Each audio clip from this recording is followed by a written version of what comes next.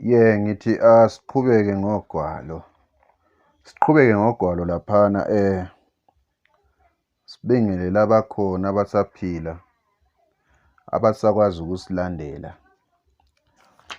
Ugwalo sithe thina Okulempondo Akufihlwa Emgodleni.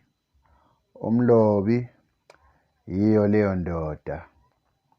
Yiyo leyo ndoda. Yiyo leyo ndoda eloba igwalo oluthi ilifa lezithutha lidliwa yizihlakaniphi. Ikhuba lomunye kalilandima.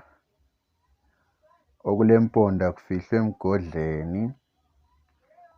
Ugugu lozandile. Izilingo zomhlaba.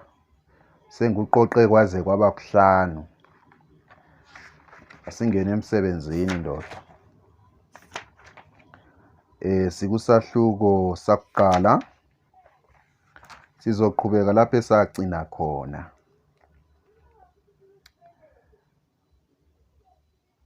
Khululeka. Yimi engakhuluma labe ofisini enkulu eqhatsha ababalisi ukuba bakulethe lapha. Sengakubekela le yakho indlu. Uzosebenzisa leyana indlu lapho engihlala khona mina.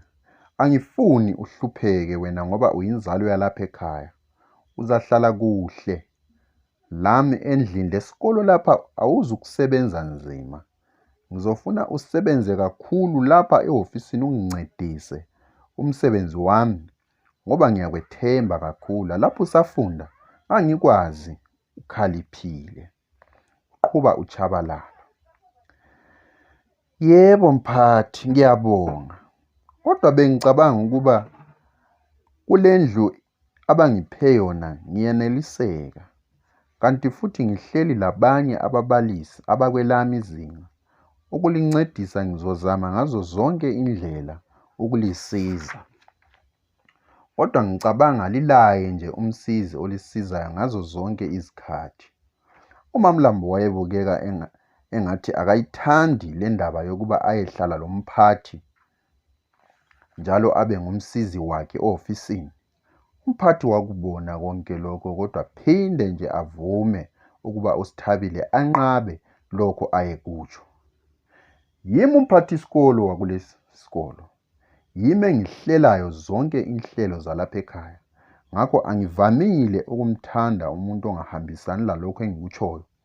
Engikucebisa khona ukuba wenze njengoba ngisitsho. Ngizocela ntambama uthathe impahla zakho uzehlala ngapha kimi. Ukuphikisana lami akusoze kukusendawo ngitsho la kancane. Ukhale sami isicathulo lapha. Esitsho eshaya itafula ngenqindi yakhe. Wavuma uSithabile ngoba wayebona ukuba inkulumo yabo yayisithanda ukulumela. Lo muntu ulombuso kaChaka. Bavele bayamutsho nguntando kayiphikiswa. Kodwa phezu kwakho konke uyabona nje uMamlambo ukuba le ndaba yokuhlala laye yayisiyaphi.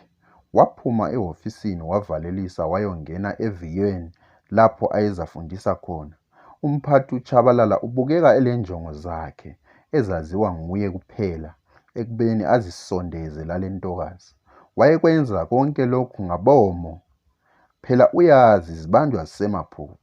Kanti manengi kabi amaganyana kulesi sikolo angahle asusele inyoni yakhe amanqe nxa nje engalalisa inkophe. OkaChabalala wayekuqhelile ukuthanda ukuzibandakanyisa lababalisikazi ababesesebatsha uma ngabe besafika lapha. Ngakho wathi noma ebiza uSithabile phakathi kwabanye ababalisi akuzange kubethuse lokho ngoba besazi ukuba kwasekuyinsikavukela umchilo wesidwaba. Umdala kawehli lo mkhuba wakhe ngempela. Ikhula lamanono ayo. Kambe ukhula ngomkhaba kodwa echiya ingqondo emuva. Yini lento ayibizela uMamlambo ehofisini lakhe? Bathi ungayizwa sikhala kakhulu isizadabuka. Akusensuku zatshwala ingavelanga obala imikhuba yakhe. Umbalisi uMadlamini lo ekhuluma lo Masithole. Bathi Okulempondo Akufihlwa Emgodleni. Yonke into ilesiqalo ilesiphetho. Umphathi laye ezakhe indlela ziyazincipha. akasakwazi nokuzibamba, enjalo uzidlisa satshanyana lakubantwana besikolo, icala engaliboni. Asithule sibuke nje lapho kuyowela khona indulo xoxako, uphendula uMasithole. Asiyeke kukhule lokhula mngani, soyicela isivuthiwe, bangaze basizwe, phela imiduli ilamehlo.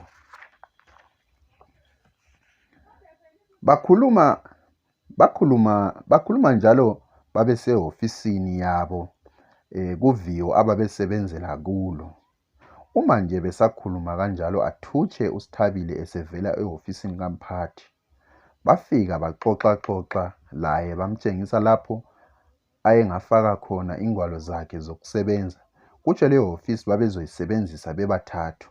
Uma ngabe ukule hofisi yabo isuka ikhangelene lale ekamphathi, ngakho bayabona umuntu osuka engena ephuma ehofisini kamphathi.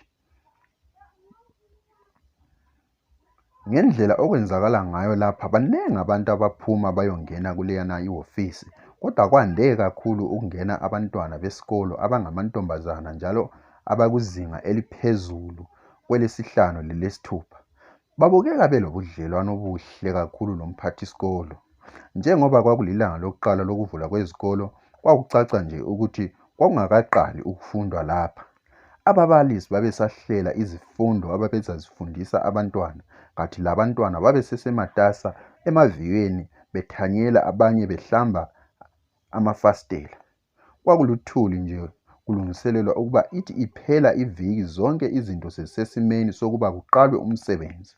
Kubantwana besikolo kukhona uNomzamo obukeka engumntwana ophuma emzini ovuthiweyo njalo lenhlonipho. Ababalisi abanengi babemthanda lowo mntwana, kanti lalapha esikolo wayephiwe ebukhali okwamagama. Selokhu nje waqala ukufunda kulesi sikolo, uhlele phuma phambili ezifundweni zakhe. Umnyaka lo akuwo ubukeka uzoba ngumnyaka wakhe wokugcina kulesi sikolo, njengoba ezoqeda izifundo zakhe. Usekhulile lo buntombi lobu, buyakhanya sebuyaqala ukuzenzela manje. Uma eyigqokile imfaniswano yakhe, uyakhanya ukuba akusimntwana ophuma emzini ocebile kakhulu. Eminye yemfaniswano ayigqokayo ibukeka imdala kakhulu. Kwesinye isikhathi kwakwenzeka ukubana ayithiyelwe ngabanye abafundi asuka efunda labo. Umphathi uChabalala wayesazi kahle isimo sikaNomzamo. Wayesazi njalo ukubana uyintandane.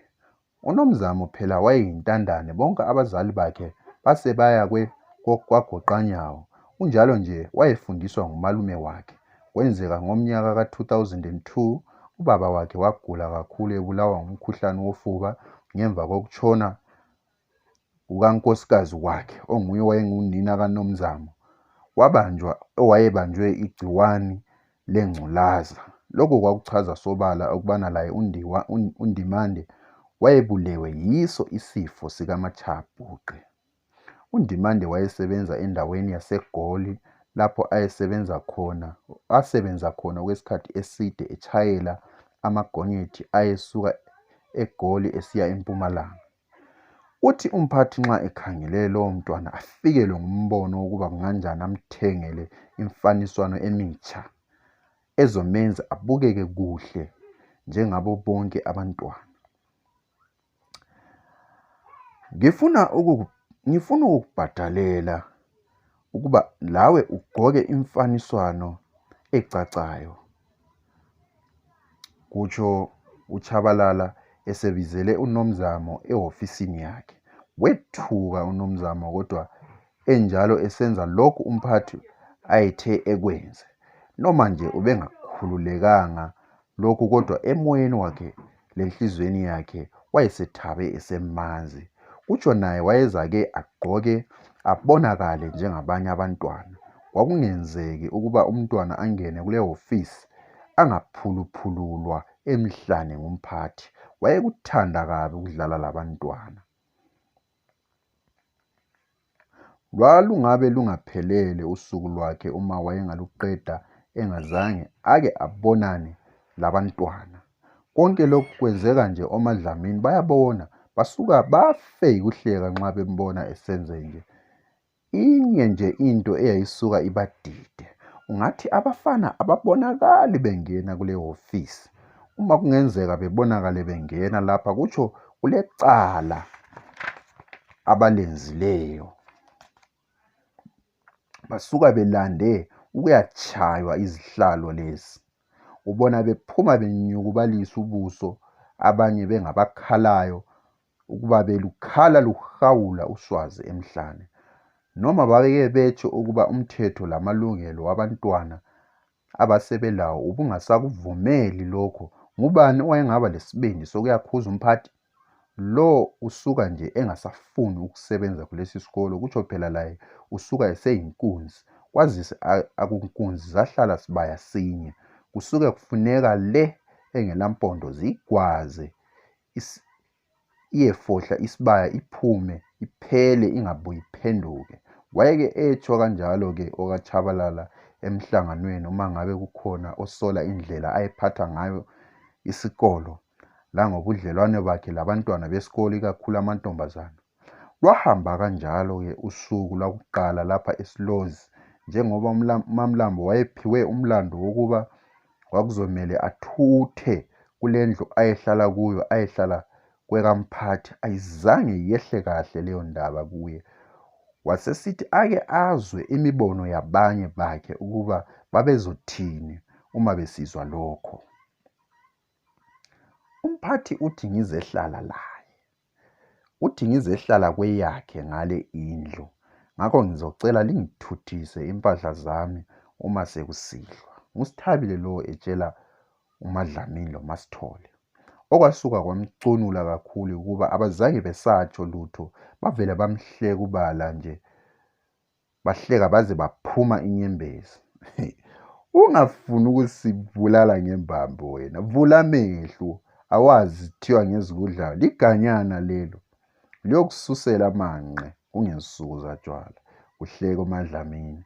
Hawu dadewethu, utshoni uma uthi liganyana umphathi? Lakhona ngingakwala uzabona ngathi ngiyamdelela. Konke lokhu akuzamayo ngikukhangele, kodwa ngeke aphumelele kimi. USithabile wayeziduduza ukuba konke okwakuzanywa nguTshabalala wayesekubonile, njalo wayengasiyo leyo nhlobo eyayizovuma nje kalula ukungena emjibeleni wakhe. Ungalinge nje uyehlala kuleyana indlu mngane, ubona silapha sadlula kuyo. Ugange ubolile lo baba. Konke ukukhohlakala kwenzakala kuyo leya ndlu. Ungathi asizange sikutshele, okumncweba udlebe ngowakho. Kanti lesala kutshelwa sibona ngomopho. ngumasithole lo egcizelela kuSithabile ukuba angalinge ayithi uyahlala loTshabalala. Bapheka-ke kwadliwa, zilokhu zinjalo zisitsha indaba. Kwafika isikhathi sokulala balala. Wathi ebuya ukuyodla amanzi amponjwana uTshabalala wafica endlini yakhe kumnyama kubetha umoya. Kuzicacela nje ukuba bekungelamuntu ohlala kuleyo ndlu ngaphandle kwakhe. Kuyacaca nje ukuba lo mbalisikazi athe akeze bazohlala bonke kule ndlu kazange asayenza ngendlela amtshele ngayo.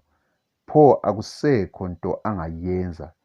Sekusebusuku uzavuka emhalada ekuseni, okwamanje avele alale. Kanti lesigodokhali lesi ayesinathile kona simencemence sasesiqala ukubila ekhanda. Siphela kanjalo-ke isahluko sokuqala. Asibonaneni kusahluko sesibili kusasa.